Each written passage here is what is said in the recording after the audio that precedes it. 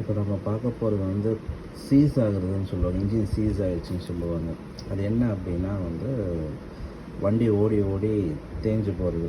ஓகேங்களா, பிஸ்டனும் சிலிண்டரும் உறைஞ்சி தேஞ்சு போகிறது. பாருங்கள், இதில் பார்த்தீங்கன்னா இந்த பிஸ்டன் வந்து ஷாலின் பிஸ்டனு சீஸ் ஆகிடுது தெரியுதுங்களா, லைன்ஸ் ஆகிடுது தெரியுதுங்களா. இப்படி இது வந்து ரீட் வால்வ் பொசிஷன் பார்த்த மாதிரி.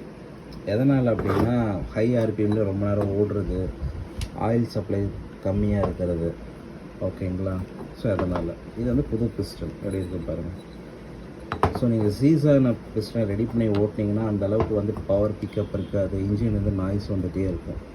ஸோ அது என்னங்கிறத பார்த்து ரீபோர் பண்ணி கரெக்ட் பண்ணிக்கோங்க. இப்போது 2 ஸ்ட்ரோக்லாம் வந்து எல்லாத்துக்கும் ஸ்பேர்லாம் வருது. நான் எங்கே வாங்குகிறேன் அப்படின்னா ஆல்ஃபா ஆட்டோ ஸ்பேர்ஸ் கோயம்புத்தூர். லிங்கை வந்து கீழே டிஸ்கிரிப்ஷனில் கொடுக்குறேன். ஜென்யூன் டீலர் தான்.